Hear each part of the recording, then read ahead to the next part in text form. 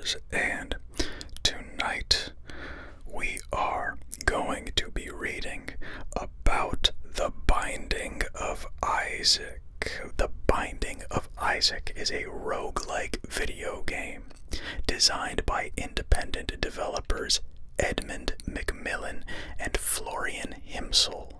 It was released in 2011 for Microsoft Windows, then ported to OS X and Linux.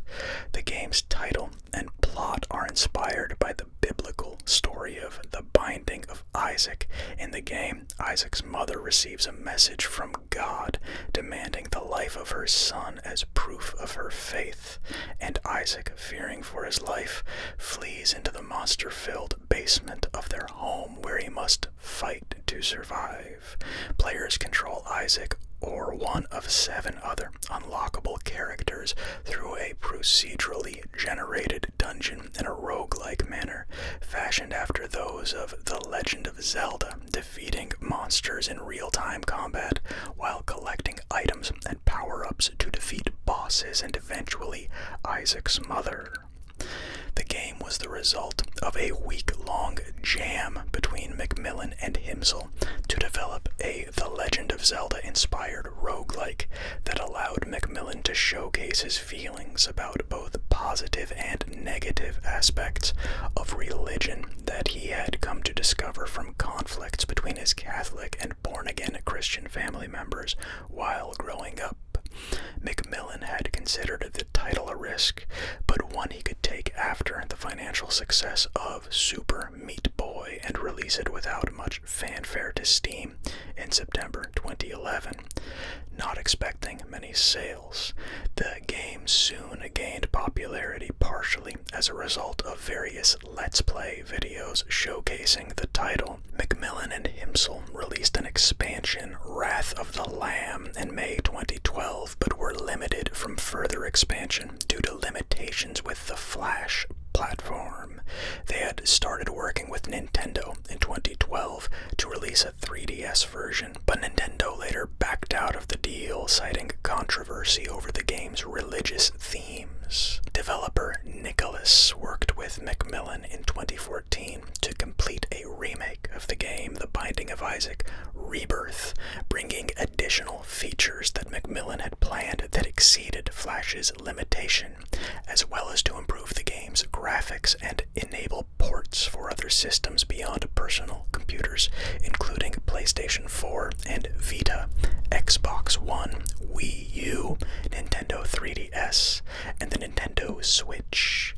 This remake has commonly been cited as one of the best roguelike games of all time. McMillan later worked with James Id to develop The Legend of Bumbo, which serves as a prequel to The Binding of Isaac. The Binding of Isaac has been well received, with critics praising the game's roguelike nature to encourage repeated playthroughs. By July 2014, McMillan reported over 3 million copies had been sold. The game has been said to contribute to renewed interest in the roguelike genre from both players and developers. The Binding of Isaac is a top-down dungeon crawler game presented using 2-dimensional sprites, in which the player controls Isaac or other unlockable characters as they explore the dungeons located in Isaac's basement. The characters differ in speed, amount of health, amount of damage they deal, and other attributes. The game's mechanics and presentation is similar to the dungeons of The Legend of Zelda, while incorporating random, procedurally generated levels in the manner of a roguelike game. On each floor of the basement dungeon, the player must fight monsters in a room before continuing on to the next room. This is most commonly done by the character's tears as bullets in the style of a twin-stick shooter, but the player can also use a limited supply of bombs to damage enemies and clear out parts of the room. Other methods of defeating enemies become possible as the character gains power-ups, items that are automatically worn by the player character when picked up that can alter the character's core abilities, such as increasing health or the strength of each tier tear, or causing additional side effects, such as for allowing charged tear shots to be fired after holding down a controller button for a short while, or a means to fire tears behind the character. Power-ups include passive items that improve the character's attributes automatically, activate power-ups that can be used once before they are recharged by completing additional rooms in the dungeon, and single-use power-ups such as pills or tarot cards that confer a one-time benefit when used, such as regaining full health or increasing or decreasing all attributes of the character. The effect of the power-ups stack so that the player may come into highly beneficial power-up combinations. Once a room is cleared of monsters, it will remain clear, allowing the player to retrace their way through the level, though once they move on to the next level, they cannot return. Along the way, the player can collect money to buy power-ups from shopkeepers, keys to unlock special treasure rooms, and new weapons and power-ups to strengthen their chances against enemies. The player's health is tracked by a number of hearts. If the character loses all his hearts, the game ends in permadeath, and the player must start over from a freshly generated dungeon. Each floor of the dungeon includes a boss, which the player must defeat before continuing to the next level.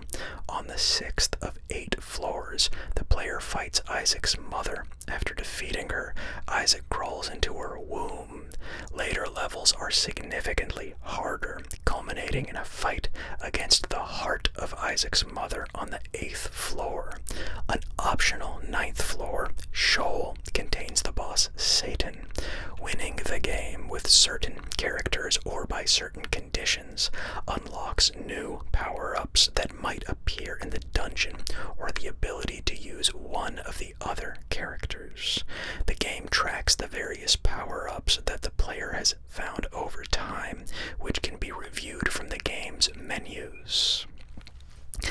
The Binding of Isaac's plot is very loosely inspired by the biblical story of the same name. Isaac, a child, and his mother live in a small house on a hill, both happily keeping to themselves, with Isaac drawing pictures and playing with his toys, and his mother watching Christian broadcasts on television. Isaac's mother then hears a voice from above, a voice that she believes is that of God himself, stating that her son is corrupted with sin and needs to be saved. It asks her to remove all that is evil from Isaac in an attempt to save him. His mother obliges, taking away his toys, drawings, and even his clothes. The voice once again speaks to Isaac's mother, stating that Isaac must be cut off from all that is evil in the world. Once again, his mother obliges and locks Isaac inside his room. Once more, the voice speaks to Isaac's mother. It states that she has done well, but it still questions her devotion and tells her to sacrifice her son. She obliges, grabbing a butcher's knife from the kitchen, and walks to Isaac's room. Isaac, watching through a sizable crack in his door, starts to panic. He finds a trapdoor hidden under his rug and jumps in, just as his mother bursts through his bedroom door. Isaac then puts the paper he was drawing onto his wall, which becomes the title screen. Until the Binding of Isaac Repentance expansion, there is no clear conclusion or even consistent narrative to the story past this point. The game features 13 possible endings, one after each major boss fight. The first 10 endings serve as introductions to unlocked items and mechanics, while the final 3 suggest that Isaac climbs into a toy chest and suffocates. During the game's loading points, Isaac is shown curled up in a ball, crying. His thoughts are visible, ranging among rejection from his mother and humiliation from his peers to a scenario involving his own death. The Binding of Isaac was developed following the release of Super Meat Boy, Boy, which Macmillan considered a significant risk and a large time effort. When Super Meat Boy was released to both critical praise and strong sales, he felt that he no longer had to worry about the consequences of taking risks with his finances supported by its sales. He also considered he could take further risk with the concept. He had been planning to work with Tommy Refenes, the co-developer of Super Meat Boy, on their next game, Mewgenics. But as Refenes had taken some time off, Macmillan looked to develop something he considered to be low stress with minimal expectations, such as an Adobe Flash game. The Binding of Isaac's main concept was the result of a week-long game jam that Macmillan had with Florian Himsel. At the time, his co-contributor on Super Meat Boy, Tommy Refenes, was on vacation. The concept Macmillan had was twofold: to develop a roguelike title based on the first Legend of Zelda game's dungeon structure, and to develop a game that addressed Macmillan's thoughts on religion. Macmillan had been inspired by Shigeru Miyamoto, the designer of the original Zelda games.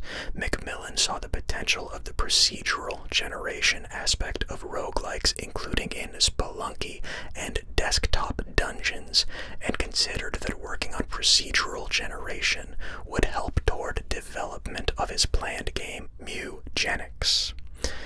Random rooms were created for each floor of the dungeon by selecting 10 to 20 rooms from a pre-built library of 200 layouts, adding in the monsters, items, and other features, and then including fixed rooms that would be found on each floor, such as a boss room and treasure room.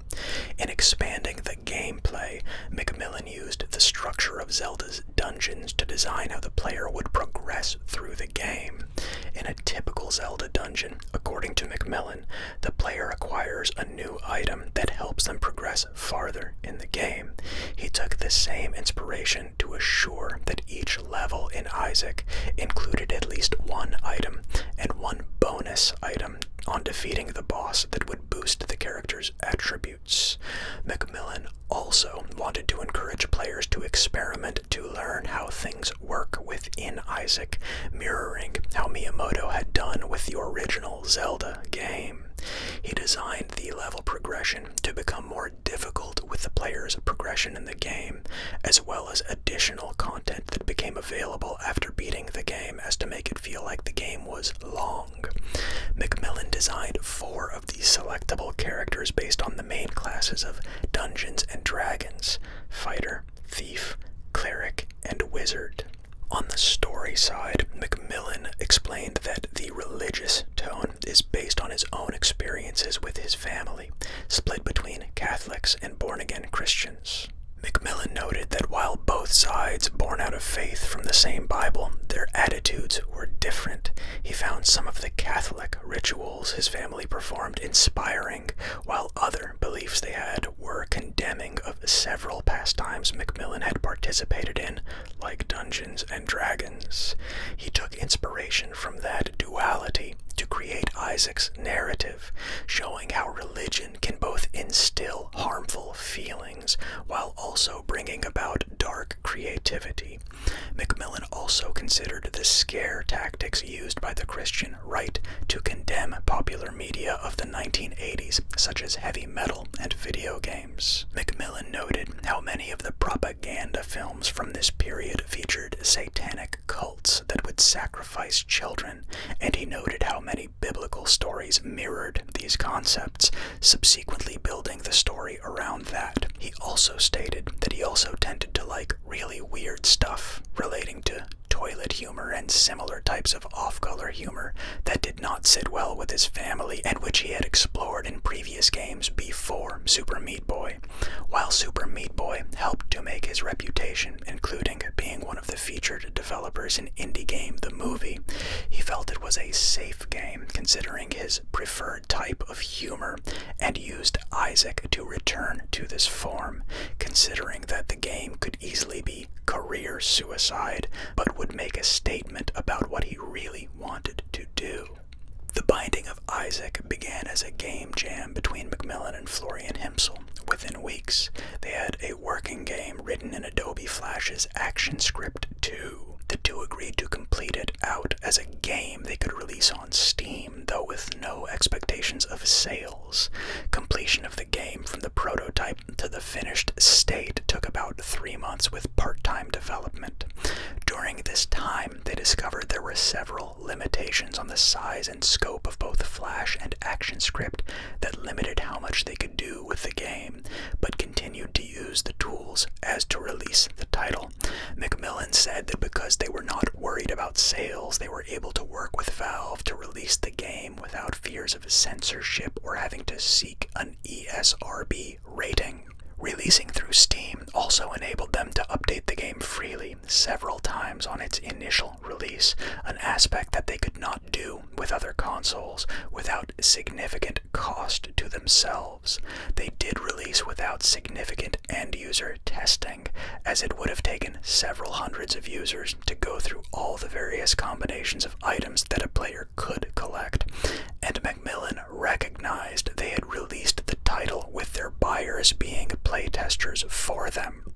A week after the Steam release, McMillan released a demo version via the website Newgrounds. Merge Games produced a physical edition that included the game, soundtrack, and a poster for stores in the United Kingdom in 2012.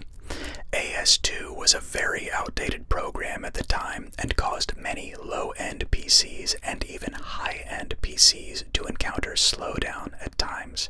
AS2 also lacked controller support, and Tommy Refenes had to help write an achievement program that would allow people to unlock Steam achievements.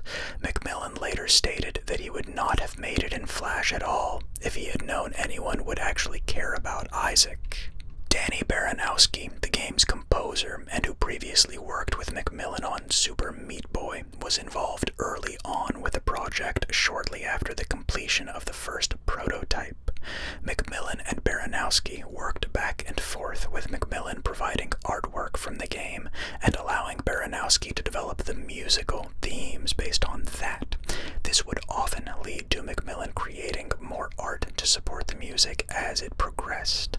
Baranowski had been drawn to The Binding of Isaac as though the game puts forth a dark tone. He stated it had rather silly undertones underneath and such that one could not take it too seriously.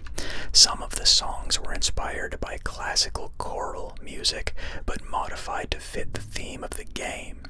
Other works were inspired by boss fight songs composed by Nobuo Uematsu for the Final Fantasy series. Baranowski also had additional time after finishing the main songs for the game to craft short additional tracks that were used for special rooms like shops and secret areas. Cancelled Nintendo 3DS port. In January 2012, as the game had surpassed 450,000 units sold, McMillan stated that he was approached by a publisher that had interest in bringing the title to the Nintendo 3DS as a downloadable title through the Nintendo eShop. Though McMillan had reservations given Nintendo's reputation for less risque content. In late February, McMillan stated that Nintendo had rejected the game because of questionable religious content. He believed this stemmed from Germany's classification board rating the existing Windows version of the game as age 16 plus due to potentially blasphemous content, the first such time a game was rated in that manner in that country. McMillan noted that Nintendo executives he spoke to before this decision had noted some blasphemous content would have been acceptable and were more concerned with overtly religious content. He also noted that he was approached about his willingness to make some changes to the game to make it more suitable for the 3DS, but never was given a list of specific changes. McMillan speculated that Nintendo was worried about its reputation because of the game's resemblance to The Legend of Zelda. An unknowing child could potentially have downloaded the title and been shocked by the content, which would have reflected poorly on Nintendo. Several game websites were outraged at Nintendo's decision, though disappointed with Nintendo's Nintendo's decision, McMillan did not think the loss of the 3DS port was a major issue and saw a brief sales burst on Steam as the news was covered in gaming websites. McMillan further praised the flexibility of the Steam platform, which does not require games to obtain ESRB ratings to be published on the service, and the freedom it gave the publishers regardless of the game's content. Nintendo would later allow the Rebirth remake to be released on both the Nintendo 3DS and the Wii U in 2015. This came in part because Nintendo's Steve Singer, Vice President of Licensing, Mark Griffin, a Senior Manager in Licensing, and Dan Adelman, the Head of Indie Development, championed support for The Binding of Isaac. An expansion to the game entitled Wrath of the Lamb was released through Steam on May 28, 2012. McMillan was inspired to create the expansion not only due to the success of the base game, but because his wife Danielle had fully completed the base game, the first game he had written, in which she had shown significant interest. The expansion adds 70% more content to the original and contains more than 10 bosses, over 100 items, over 40 unlocks, 2 additional endings, and 2 additional optional levels. This expansion added new alternate floors which can replace the normal floors, creating an alternate route through the game. These floors contain harder enemies and a different set of bosses. Other features include a new item type, trinkets, which have a variety of passive or triggered effects when carried, as well as new room types. McMillan had plans to release a second expansion beyond Wrath of the Lamb, but was constrained by the limits of Flash at this point. Sometime in 2012, after Isaac's release, McMillan was approached by Tyrone Rodriguez of Nicholas, who asked if McMillan was interested in bringing the game to consoles.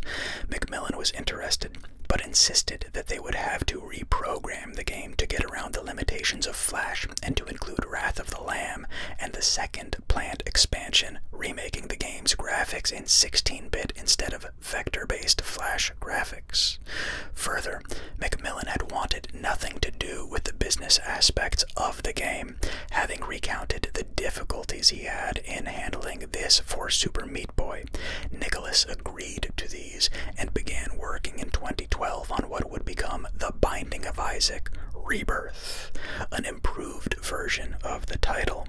It was released on November 4th, 2014 for Microsoft Windows OS X, Linux, PlayStation 4, and PlayStation Vita, with versions for the Wii U, Nintendo 3DS, and Xbox One released on July 23, 2015.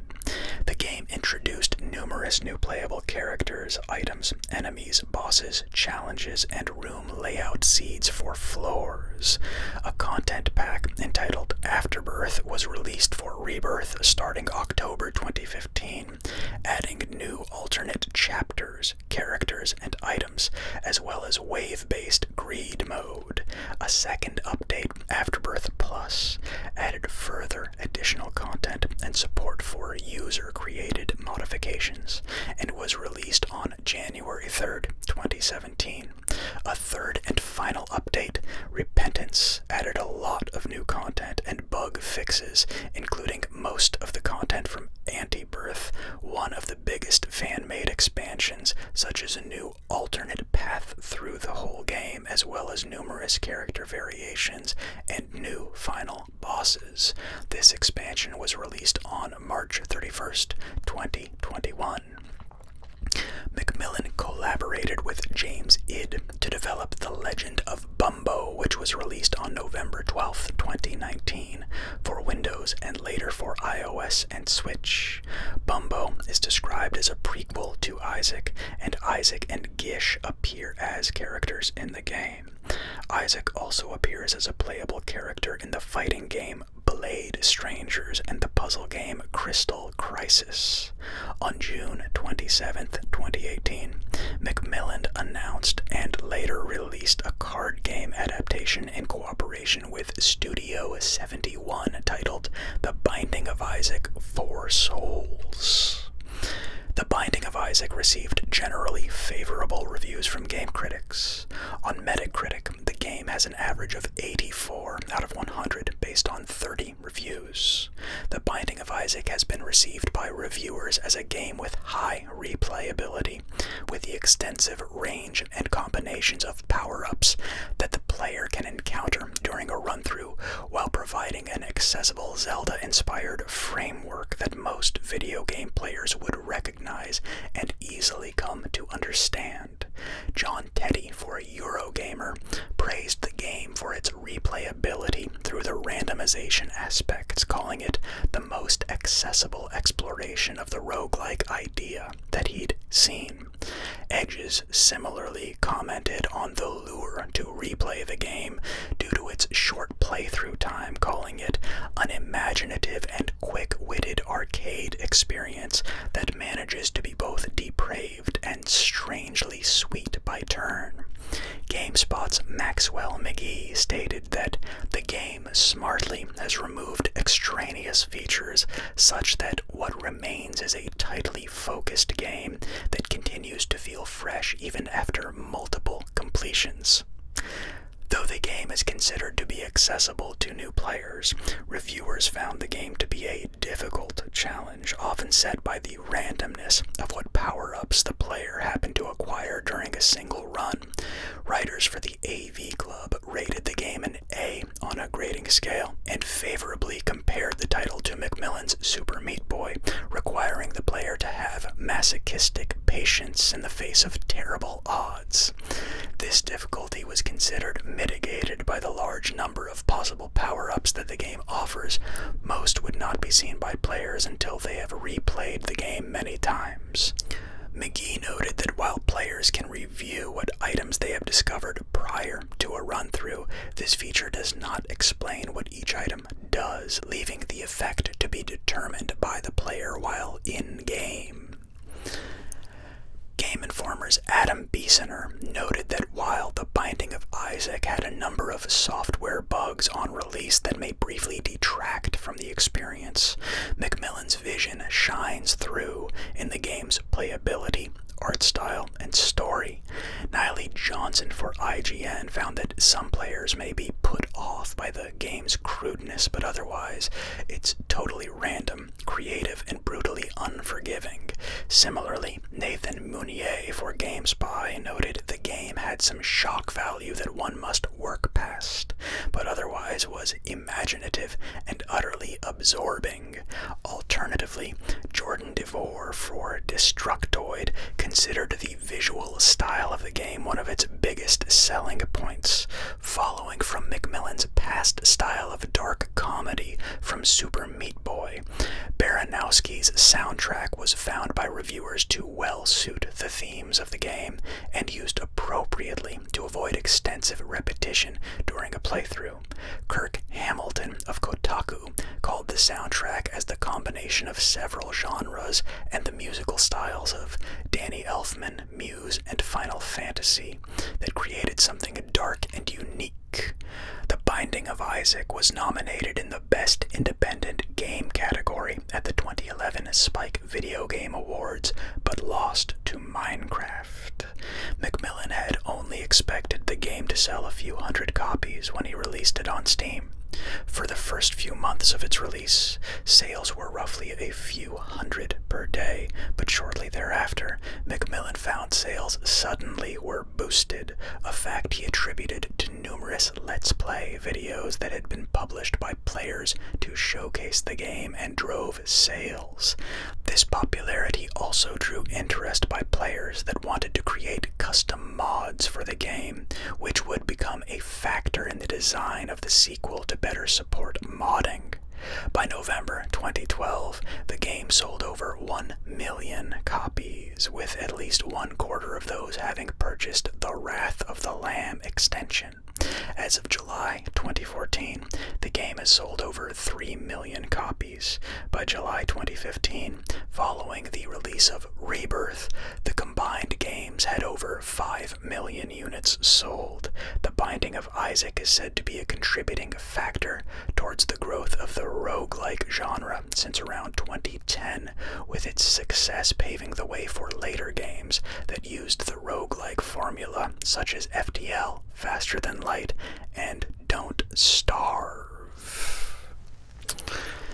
And with that, we're at references, and that means it is the end of the Binding of Isaac article. Now, tonight I was supposed to record a Metroid video, and I still will, probably sometime this week, but I realized as I was waiting for the Tom Hiddleston video to render in the background before I would embark on the Metroid reading, I realized I was playing The Binding of Isaac as I normally do, between my work, between the editing of videos, between the rendering of videos. I do the daily challenges. I've been playing it like a madman pretty much, as honestly my main game for the last year and a half. I unlocked 1,000,000%, for those of you who know what that is, before Repentance, and now I'm on to Repentance that I do play. And there is a banging behind me. I don't know if you can hear that. It happened before as well. We are, in fact, in the middle of a windstorm. It is slamming our house right now, so I need to go outside and see if we still have walls and a roof affixed to our structure. And I'm actually gonna finish my game of Isaac before I go and do that, aren't I? Yes, I am. I'm also gonna leave immediately because I hear a helicopter coming and I don't want to wake you up. So I will talk to you guys tomorrow. Good night.